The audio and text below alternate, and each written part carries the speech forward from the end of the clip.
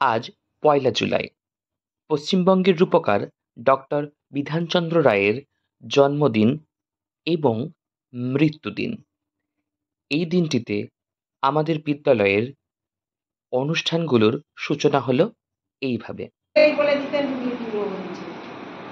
দূরে একজনকে এসেছে, তাকে বলেছে তুমি এক্ষুনি গিয়ে টিবি হসপিটালে ভর্তি হও, তোমার টিবি হয়েছে। এক্সরে করে দেখা যাচ্ছে সত্যি। প্রথমেই বিদ্যালয়ের প্রধান শিক্ষিকা মহাশয়া এই দিনটির মাহাত্ম্য তুলে ধরলেন ছাত্রছাত্রীদের কাছে। তারপর মাল্যদান করলেন ডক্টর বিধানচন্দ্র রায়ের ছবিতে। এরপর একে একে পুষ্পাঞ্জলি দিল বা পুষ্প প্রদান করল বিদ্যালয়ের অন্যান্য ছাত্রছাত্রী এবং শিক্ষক শিক্ষিকারা।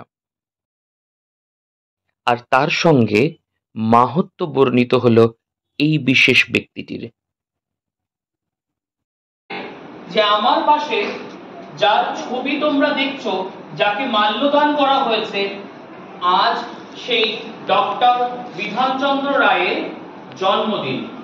এবং বলা ভালো এই একই দিনে, অর্থাৎ তার মৃত্যুও হয়েছিল ঠিক সেই ১লা জুলাইতে।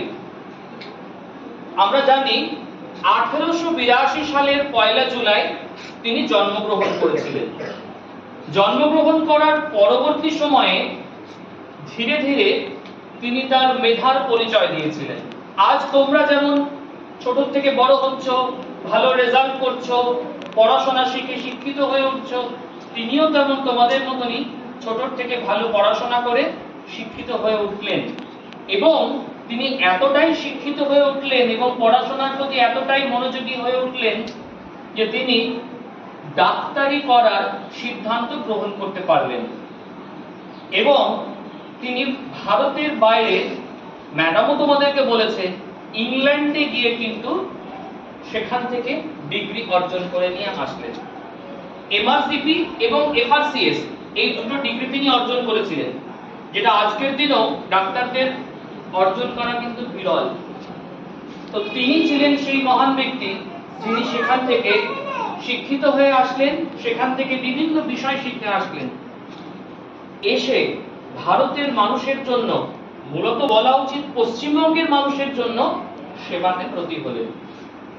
আজকে যেটা তোমরা জানো নীলরতন সরকার হাসপাতাল নামে পরিচিত, তিনি সেখানেই এই ডাক্তারির অধ্যাপক হিসাবে জীবন শুরু করলেন।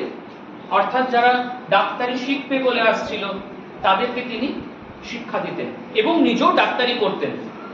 এর পরবর্তীতে দেখা যায় তিনি কিন্তু ভারতবর্ষের জন্য, আমাদের পশ্চিমবঙ্গের জন্য আরো অনেক কিছু করে যেতে পারলেন। কি করলেন জানো? তিনি কিন্তু আমাদের এই পশ্চিমবঙ্গের বিশেষ কিছু জেলা সম্পর্কে আমাদের ধারণা দিলেন এবং বিশেষ বিশেষ জায়গা তিনি অবশ্যই সুন্দরভাবে গড়ে দিলেন। যেমন কল্যাণী শহর তার অন্যতম কীর্তি, তার নকশাতেই কিন্তু গড়ে উঠল কল্যাণী শহর।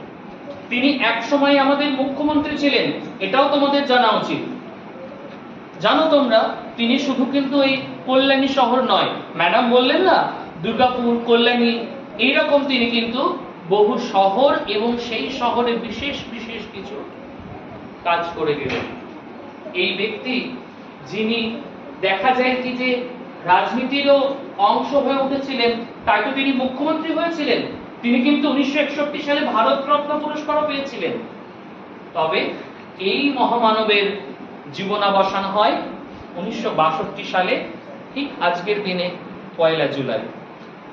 শিক্ষার জন্য কি অনেক ভেবেছিলেন, তাই তোমরা শুনেছো বর্ধমান বিশ্ববিদ্যালয় তার অনুপ্রেরণাতেই তৈরি হওয়া। তোমরা জানো কলকাতা বিশ্ববিদ্যালয়েরও তিনি এক সময় দায়িত্বে ছিলেন। তাই শিক্ষার জগতের সঙ্গেও তার কিন্তু ওতপ্রোত যোগাযোগ রয়েছে। আজ আমরা তাকে স্মরণ করে ডক্টরস ডে পালন করি। আর তোমরা জানো তাকে স্মরণ করে রাখার জন্য কিন্তু আমাদের কলকাতারই পাশে শিয়ালদা স্টেশনের আগে একটি বিশেষ স্টেশন আছে, বিধাননগর রোড, যে জায়গাটার নামকরণ বিধাননগর, ওনার স্মৃতিতেই হয়েছিল। তাই আমরা ওনাকে শ্রদ্ধা জানানোর জন্য সবাই করজোরে একবার প্রণাম জানাই। প্রত্যেকে এইভাবে একবার প্রণাম জানাও, প্রত্যেকে। বেশ।